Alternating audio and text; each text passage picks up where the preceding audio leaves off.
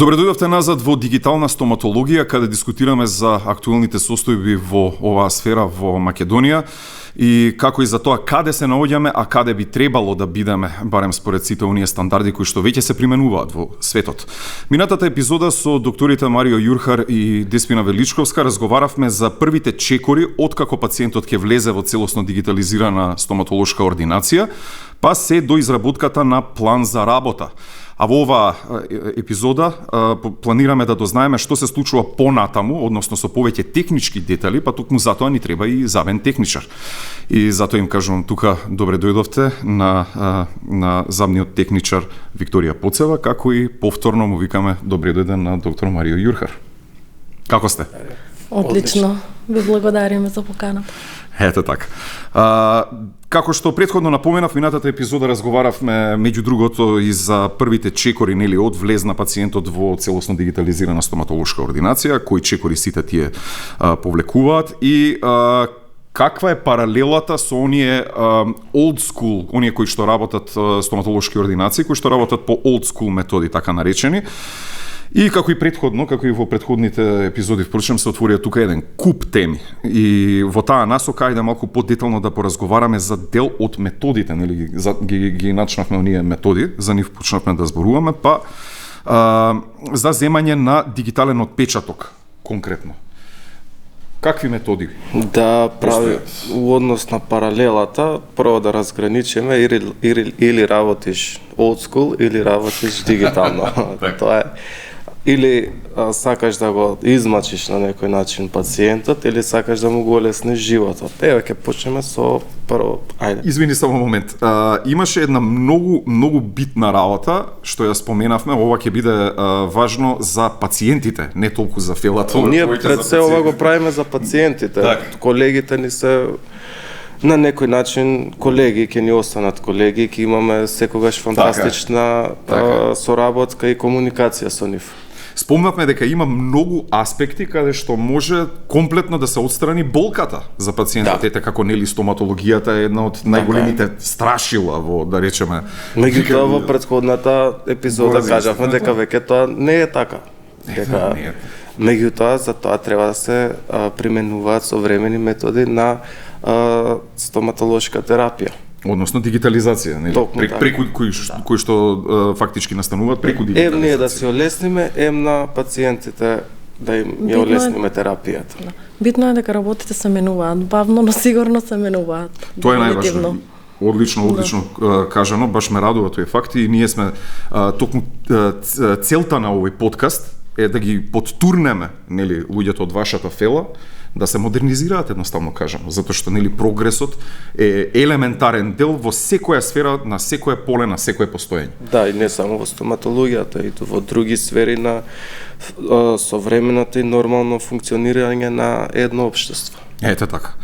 Се извинувам што те прекинав, да продолжиме со тоа какви методи постојат за кажавме дека или работиш old school или работиш дигитално во однос на пациентите, значи има методи со конвенционални или традиционални начини на отпечатување. Тоа се еден вид отпечаточни маси кои што се замешуваат мануелно од страната на самиот терапевт, пример за прелиминарни отпечатоци, односно тие први отпечатоци кои што се применуваат за оние првобитни изработки, треба да се замешаат, пример, прашок со вода. Сега во 1 сат ти треба да поводиш тој сооднос, зашто ако не го поводиш соодносот, треба повторно одново. Тоа е вишок време за пациентите, а и за нас, како професионалци.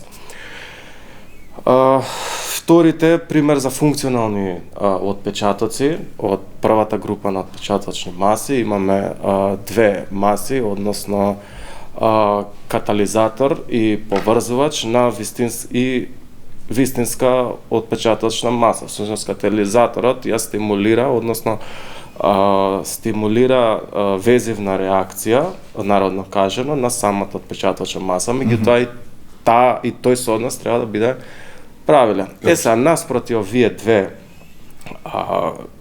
два начини, еден подобар метод се примената на асиликонски маси кои што доаѓаат во кертридж системи. Пример за поголеми пакувања, односно поголеми кертридж системи, има Simpress, така наречена автоматска Simpress машина, која што автоматски прави најправилен сооднос помеѓу отпечатоците. Автоматски го прави, да. Да.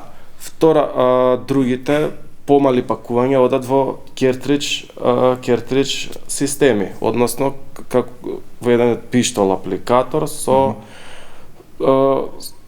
со соодветна отпечаточна маса. Значи тука е еден степен поголема точност у однос на овие претходниве. И секако на крајот доаѓаат дигиталните отпечатоци, каде што всушност и самата забна лабораторија со која што ние соработуваме, им ја олеснуваме еден вид самата постапка на изработка, затоа што знаете како е дигиталното со дигитално оди, дигитален отпечаток со компјутерска и изработка на односно конструкција на коронки. Сега, бидејќи претходно напоменавме работа за земање отпечаток конкретно. Баш, ако не се лажам, вчера разговарав со колега еден и баш напомена една ситуација каде што морал детето да го носи за да му се земат отпечатоци и дека го имало она нагон за повраќање, гег рефлекс, она што го викаат и дека практично на детето му се создале трауми од тоа. Да, како и кај децата, така и кај возрастните исто така.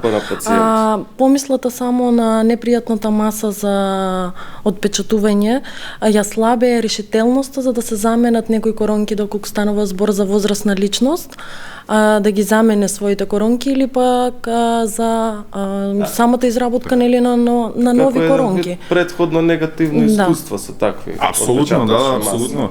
А и веќе, да, апсолутно и за возрастните, меѓутоа кога ќе ги споменеме децата, оние што се вика, нели, не за џаби и психолозите велат се во детството, ако се создаде одбивност уште од мали нозе, веќе и понатаму ќе има. Да, исто му доаѓа како со болката. Нормално, многу не доаѓаат на повозрастни години затоа што имаат фобија, бидејќи претрпеле болка додека биле во нивните тинеџерски или пак млади години. Така. Сега имам малку поттехничко прашање, тука ми треба вашата помош, Викторија, баш сакам малку да ги опфатиме дигиталните алатки. Ајде да позборуваме од тој аспект како забен техничар, како вам ви се олеснува животот со помош на тие дигитални алатки? Како објаснете ми го процесот, еве јас. Модерната, односно дигиталната современа стоматологија нуди алатки со кои се олеснува процесот на изработка.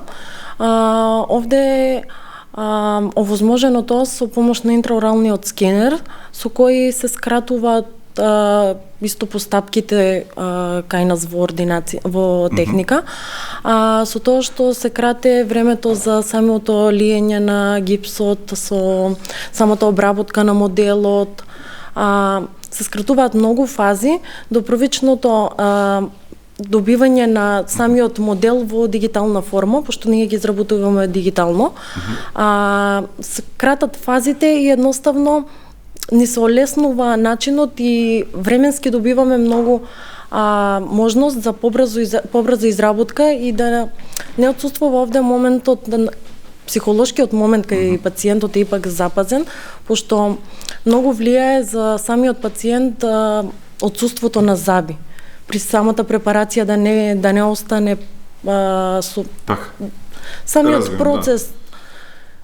Запазете во моментот. Дигитален отпечаток преку стереолитографија директно се праќа во забната лабораторија. Значи изоставен е моментот на патување на отпечатоците. Сега, ако тие отпечатоци не се со асиликонска маса или добра димензионална стабилност, додека да стигне до самата забна лабораторија, има можност да се деформира и автоматски она што ќе излезе од лабораторијата не соодветствува со самиот отпечаток од прво земената маса, додека со дигиталниот отпечаток тој проблем го нема. Баш она ќе го повторам уште еднаш дека со дигиталниот момент практично се одзема било каква маржа за грешка, односно колку беше 99 Ем точност, ем брзина, ем едноставност за искусните задни техничари. Што освен на вас како на доктори, практично им остава повеќе време и на задните техничари за да можат да обслужат повеќе пациенти во пократок временски рок. И за пократок временски период повеќе пациенти да бидат задоволни. Ето така. Значи да, сепак сето ова го вртиме кон пациентите, пациентите се тие. Минатата недела, минатата епизода зборувавме токму со доктор Марио Јурхар и со доктор Деспина Величковска за како изгледа тој дигитално земен отисок, конкретно. Ја направивме паралелата, нели, повторно ја направивме. Јас сакам одредени сегменти да ги повториме, но и да ги повториме од поинаков аспект. Сега од како забен техничар земањето сакам малку ако можеме, ако има простор, повеќе да подискутираме за тоа како тоа вам ви го олеснува животот. Ме интересира нормално професионалниот живот, колку на пример, бидејќи споменавте дека за доста пократко се изработува тоа, ние зборувавме со докторите и претходно, меѓутоа ме интересира за забниот техничар, како забен техничар, колку време ви е потребно за да да се од како ќе биде земен дигиталниот отпечаток, да биде испратен и да биде изработен, да речеме. Со самото скенирање и самата слика кај стоматологот, ние го добиваме тој файл во истиот момент. Значи, потребно е минута-две за да се испрати тој файл кај нас. Да, се праќа како мејл, го имаме веднаш, потоа таа слика кај нас на екран излегува во визуелен 3D модел, кој го имаме во оклузија, во зависно нели од Секоја ситуација. вилица посебно. Да. Имаме секоја вилица посебно и забите во оклузија. И според тоа, според бројот на заби, според распоредот се прави, потоа се пристапува кон изработка, но ќе напоменам пак, се скратуваат фазите на чекање, на стврднување на гипс, на лиење на самиот отисок, се до скенирање на гипсениот модел и добивање на екран кај нас. Значи, комплетно можеме да заклучиме дека комплетно се отфрла целата процедура, едноставно е обсолит, нема потреба. Просто кажано, у 10 саат са бајле подготовката за фиксно-протетичка изработка, се зима дигиталниот отпечаток, се праќа до лабораторија, до 16 часот веќе пациентот има привремени заби. Така, привремени заби. У истиот ден си оди со нови заби. Баш тука сакам да продолжам темата, затоа што и претходно ја споменавме за оние тест коронки, нели ги спомнавме тие тест коронки. Која е потребата од тие тест коронки како на пациент, ако може? Само малку пред да ги кажеме тест коронките, секогаш мора да кажеме и кои се индикациите за тие коронки, односно фиксно-протетички изработки. Во овој случај ќе збориме за најсовремените материјали, односно циркониумските коронки. Сега, кои се индикациите? Индикациите се парцијална, односно делумна беззабност кај пациентите, меѓутоа делумна беззабност тука во самиот алвеоларен гребен, односно самата вилица, имаме празни простори. Дали фалат 1-2 заби, сега се препорачува во циркониумските изработки да има максимум 2 заба празен простор и 2 носача. Всушност 2 носача и 2 члена. Сега, друга индикација за изработка на циркониумски коронки е нивната компатабилност према антагонистите, односно према преостанатите заби од спротивната вилица. И секако на крајот е естетиката. Например, прво ја кажавме, секогаш пациентот најпрвен би сакал да биде функционален во своето џвакање, а потоа да биде на некој начин функционален и со неговата насмевка во некои пригоди каде што се наоѓа. Затоа е скажам прво функционалност, а потоа естетиката. Сега, во однос на естетиката, секогаш ја сакаат пациентите таа холивудска насмевка, односно има се следи една така наречена линија на насмевка, во која што ќе збориме во понатамошните емисии со дигиталното дизајнирање на насмевка. Исто така од технички аспект од наша страна, многу не се битните скоронките затоа што ги запазуваме оклузијата пред се, запазуваме кои јагли како идат, дали одговара формата на самата привремена тест коронка со идниот, односно готовиот производ од цирконија. И со тие некои промени кои би требало да се направат, се добива крајниот посакуван и крајната кон што целат пациентите, што сакаат. За нас има големо значење пак. Апсолутно, вие сте неизбежен дел од целата машинерија, тоа треба да функционира се безпрекорно, нели, за ние да го добиеме крајниот ефект кој што треба. Од аспект на естетиката, цирконијата има најслична форма и се постигнува најдобар ефект во однос на тоа да одговара со преостанатите природни заби. Всушност самата цирконија дава ефект на природно забало. Има трансцендентноста, опалесцентноста, сите сегменти што треба да ги посетува да ги поседува една фиксно протетичка конструкција. Сега во минатото всушност цирконијата ја збореа дека се изработува само во антериорната регија поради незината намалена антериорна регија, фронтална регија која ќе се насмеш, пример од тројка до тројка или од четворка до четворка на некој начин. Меѓутоа, поради намалената издржливост кон џвакопритисок, меѓутоа со современите циркониумски блокови, односно современите материјали за изработка на циркониумски блокови, таа се дели на естетски функционална и естетска петслојни блокови на цирконија, кои што се наменети за почна регија, односно функционална и естетска антериорна регија кај самите пациенти. Значи ние блоковите што ги користиме се исклучиво петслојна цирконија, што значи дека секој дел од заботци ја добива својата боја, својата потребна и ги користиме исто така и во антериорна и во постериорна регија, затоа што ни го возможува тој сет на самата цирконија ни овозможува да бираме во кој дел ќе биде изработена коронката или мостот, во тој дел да избереме и самиот циркон, самиот блок од циркон, со што се разликува по цврстината, по изгледот, имаме функционални блокови, имаме естетски блокови. Така. Да, во тој дел.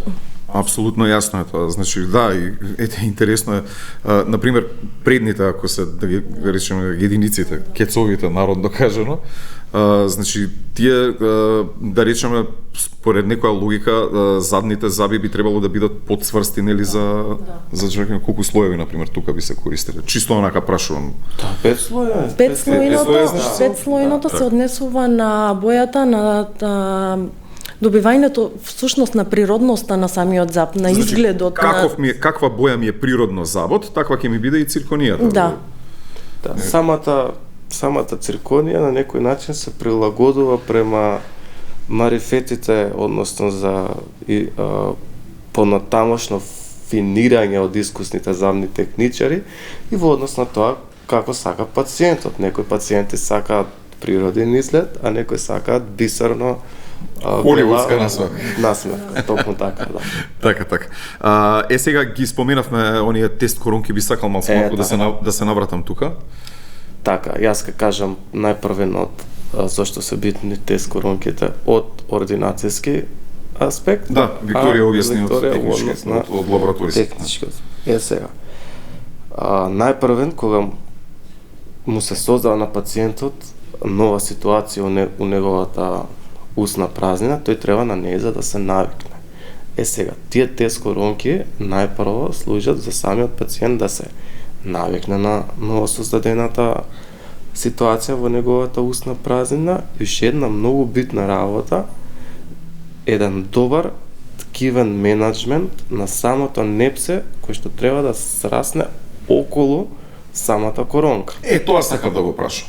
Сега, за да биде тоа правилно, односно добро да срасне, треба да биде точно дизајнирано.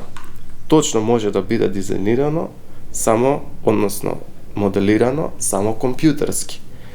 Има случаи на придимензионирани, ако придимензионирани, привремени, мануелно изработени коронки, каде што самиот пациент потоа не е да има контраефект, затоа што тој ќе се, всушност, ти му сервираш два пати да се навикне, еднаш на привремените, а еднаш на трајните коронки.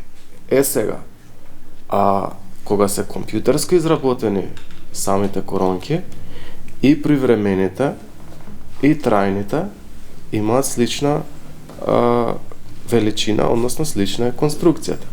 Во однос на привремените потребни се само најминимални некои корекции во однос на оклузијата, односно преклопот на забите кај самиот пациент. И кога минимално ќе се на некои места ќе се одземе, ќе се додаде, ќе се дадат соодветни насоки од нас терапевтите према нашите колеги од забавната лабораторија, тие ќе имат многу минимална дополнителна работа да тоа компјутерски го финираат на некој начин. Значи, вие практично го имате предвидено тоа дека, од докторски аспект, дека кога се става ќе треба да го објасниме и самиот процес на ставање на поставување, убаво кажав, се аплицира анестезија. Јас сум само лаик, па ќе кажам. Супер кажавте, да. Значи, потребно е време на тоа непце да срасне и нели затоа по некаква си логика. Уште една работа, сега се за срасне се потсетив, односно нешто да ви кажам. Значи, јас сум сведок, значи тие привремени коронки користат за свежо препарирани, односно свежо стружени заби, каде тоа е као еден вид отворена рада, затоа што е отстранета најцврстото ткиво, односно е мајловото забно ткиво или народно кажано глек, и тука е дентинот. Дентинот како втор слој е многу поосетлив на надворешни дразби. Тој има едни широки микропростори кои што секако вид на инфективен материјал или пак осетливост на ладно, на топло, на различен вид на храна, кариогени фактори, а да не збориме у однос на свежо отворени субгингивални крвави простори. Значи, јас не знам како може таа свест да има некој наш колега да го пушти пациента да шета без на еден вид привремена заштита. Значи, тука привремените коронки имаат и протективен, се поставуваат од протективен аспект. И па баш тоа и сакав да го прашам, јас конкретно немам ставано коронки, меѓутоа имам тројца другари конкретно, вака само што ми текнува од врв на памет што се вика, ми текнува дека тие имаат ставано, меѓутоа не сум сигурен, вака барем не ми доаѓа во сеќавањево дека било кој од нив има спомнато тест коронки. Тест коронки. Дека веднаш му биле ставени, нели, оние како ги викате, перманентни, нели, трајните, да. Според ваше сознание, колку се користат овие тест коронки во македонската стоматологија општо? Па за последно време, да. Вистината, да. Почнуваат да се користат. Доаѓаат нови генерации, кои што се повеќе се едуцираат, повеќе инвестираат во себе, не може да функционираат на стара слава, така да мора да инвестираат во себе и да работат како што треба, односно етички да се поставуваат према нашите пациенти. Ето така. Одлично го опфативме докторскиот дел, сега малку ако може техничкиот, како нели завен техничар, која е разликата, дали има процес дали има разлика во самиот процес на производство на оние тест коронки и на тие дефинитивни, перманентни, трајни коронки? Па вака, за привремените тест коронки постојат два начини на изработка. Едниот начин е со принт коронки кои се принтаат, а другиот начин е, значи станува збор за истиот дизајн, истата процедура, само начинот на принтање и режење во мил машина 3D. 3D принтер, да, каткам тоа каткам процедурата. Единствена разлика е тоа што доколку бидат режани, односно каткам, имаат поголема цврстина за разлика од принтаните, но ипак тоа се само привремени заби. И кажа и доктор Марио од тој аспект колку е битно. Од наша страна гледано, битно е да се гледаат да се запазат линиите на насмевка, да се запазат страните, аглите, висината, загризот. Значи дури и тест коронката треба естетски убаво да изгледа секако, и да биде функционално. Тоа ни е како би изгледал крајниот резултат.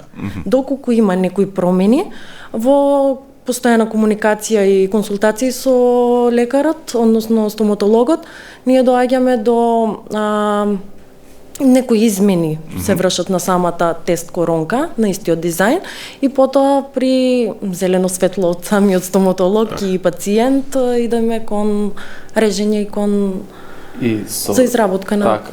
И со самите, ако добро изгледаат привремените тест коронки, имаме иницијална доверба од страна на нашите пациенти дека тие се на добар пат во однос на финалната каткам изработка. А што е всушност каткам? Компјутерско дизајнирање и изработување на фиксно протетичка конструкција, односно коронки и мостови. Така. Одлично. Уште една епизода која што отвори еден куп прашања, нови други теми. Интересни сте за сите. Јас навистина како пациент, потенцијален пациент, тоест како дека ни е потребна стоматологија на сите, како основен дел од медицина што се вика. Навистина интересна за мене, а сигурен сум дека интересна и за голем дел од филата, особено ние што ги споменавте помладите. Да. И секако оние кои што сакаат да се држат во тек со светските трендови, она што се случува дека не мора да биде во Западна Европа или во Соединетите држави или така натаму, за да добијат современ, дека тоа може да се случи и во земја. Целта на овие емисии е да доловиме и на младите наши колеги дека современа стоматологија, односно врвна стоматологија се работи и овде во Македонија. А удобноста е првиот предизвик на дигиталната стоматологија. Така. Апсолутно. Удобно за како они да се насочат во понатамошната нивна кариера, каде да се обратат и во која насока да се едуцираат. Така. Тука ви кажувам благодарам и на двајцата. Задоволство беше. Доктор Марио Јурхар, замниот техничар Викторија Пуцева, уште еднаш ви благодарам и секако се гледаме и во наредните емисии кои што следуваат. Така. Ви благодарам и вам, до гледање и до слушање.